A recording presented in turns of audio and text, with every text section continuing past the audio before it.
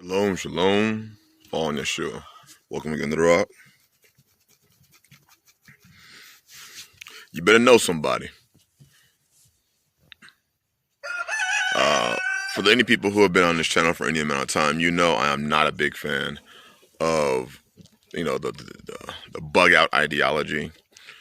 I do know that there is a place for it. I do know that there can be times that it is needed, but I am not a big fan of the bug out ideology because unless you have a place to go, the means to get there, and you are able to foresee the problem and get out of whatever major city you're in before the situation gets worse, all you're going to do is be caught away from home, likely on some freeway somewhere, without your means of protection in a foreign area, yada yada yada yada yada, around strangers, yada yada yada.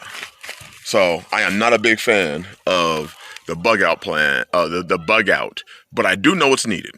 I do know it has a place, and there may be instances in which you have to bug out. So I get that. But the name of this video is You Better Know Somebody for a reason, because you better know somebody.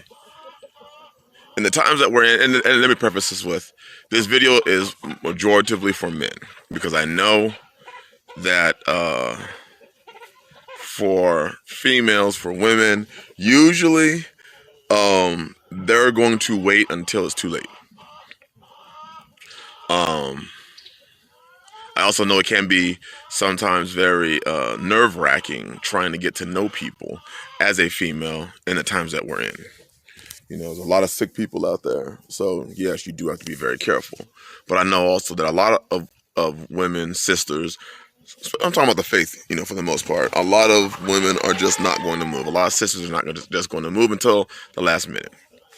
But for brothers, and for you sisters that are going to move, you better know somebody. This is not a video about, the gas problem that we got. I've seen some incredible videos and pictures of people filling up 55-gallon black trash bags with gasoline and putting it in the trunk of their car. And people, filling up, those plastic Rubbermaid totes with gasoline. It's amazing. But that's part of, the society we live in today. Everybody wants to wait till the last minute. You don't want to be that person. You want to know somebody right now, where if you are in a city, any area where you're in areas of population, you want to know somebody where you could leave where you are and go to where they are. Preferably sooner than later. And even if you can't leave, you want to know somebody where you are. So if you're in Dallas, you want to know somebody that's in your general area where the two of you could come together, especially as times get worse. Man, I got bit by a mosquito on my head. Especially as these times get worse, you're going to want to know somebody. You're going to want to know somebody. And let me say this. You want them to have, you want them to think like you do. You want them to believe like you do. Nothing worse, as a person who keeps the law of Yah as a believer, nothing's worse than the idea that you might be with somebody who has a stockpile of pork and beans and pigs, and that's what they plan on surviving on, and you go there and they have pork and beans and pig, and you're, of the faith, you eat clean, you eat from the dietary law that Yah gives you. Or let's say they want things done on the Shabbat, and you're like, well, I keep the Shabbat. Well, now you have another dilemma because you're on their property. You're at their behest. But you want to know somebody. You want to know somebody that you can go through these situations with. You want to know somebody that believes like you. You want to know somebody who has something vested into the situation like you do. You want to know somebody that truly actually cares about you and you about them.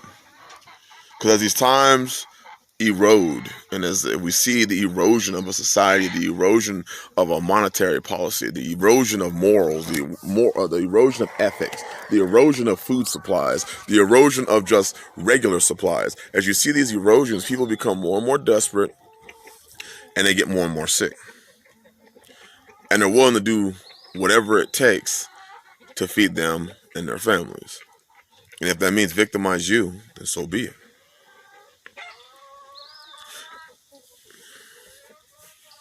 So be it. So do you know somebody? Do you know somebody where if times get bad, you can go there? Or do you know somebody that is in your general area? Because you're going to have to reach out. I know this, we would rather sit in our nice little comfort zone and believe that just us, ourselves, and us and our family, we're going to be okay.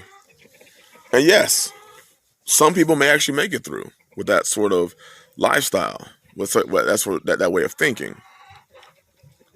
But it's not going to work for everybody. It's not going to work for everybody. And you're not, there's always you're not going to be able to pull security all day, every day by yourself. Not just that,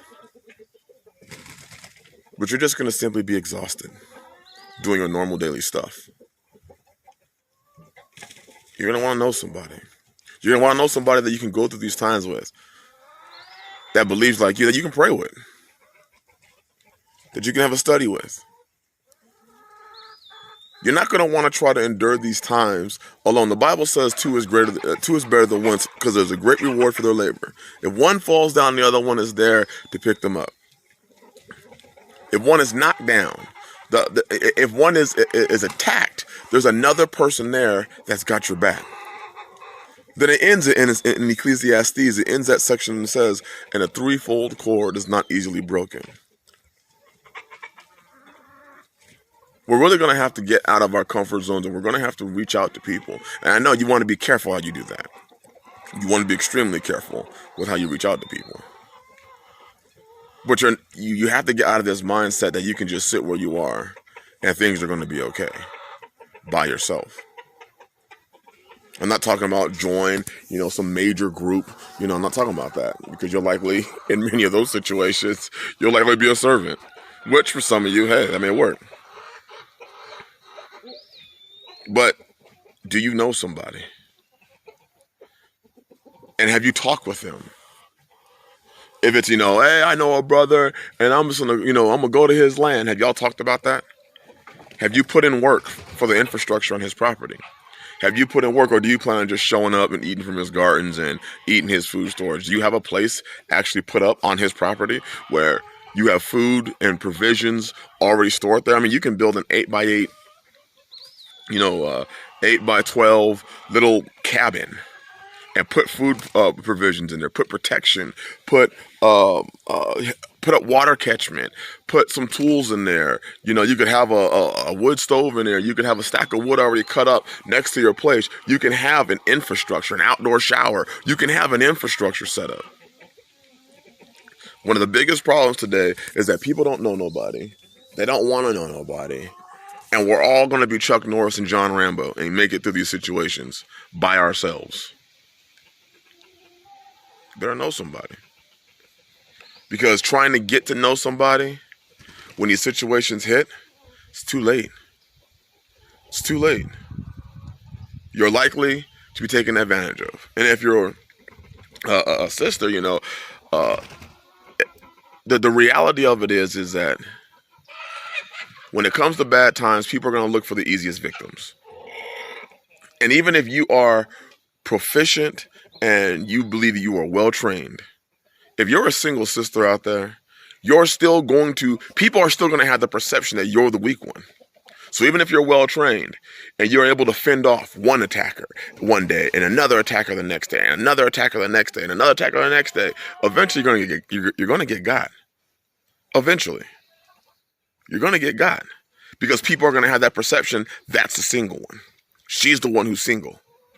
She's easy pickings, even if you're not. That'll be inside their head. That'll be the perception that they have. So when I say that you better know somebody, I'm just really saying, know somebody. Because if you don't, you're liable to go through this thing alone. And we can say nothing's going to happen, but things are happening. Even if you close your eyes and pretend like it doesn't, things are happening. They're happening in this country. They're happening around the world. People are fed up. People are fed up. There's injustices happening left and right. We're headed to that snowball, like I said in many videos over the past couple of years, has gotten too big. You can't stop it. You can only get out of its way. So don't be afraid. Especially, well, be cautious, be wise. But you're going to have to understand you're not going to be able to handle things the way you've always handled them. You're going to need people. Even if it's one or two brethren that you know their families and y'all have a plan. You better know somebody. Bless y'all. Shalom.